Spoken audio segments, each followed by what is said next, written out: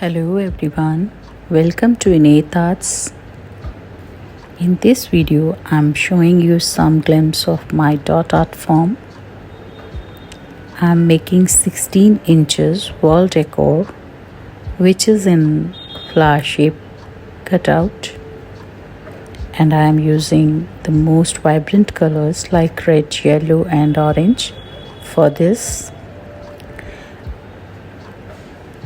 Each flower petal is being made with darker to lighter tone of each color.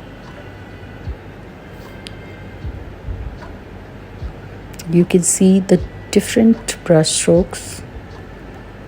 This is my favorite part of this art form. I really enjoy while making these brush strokes. Soon you will see the final look of this.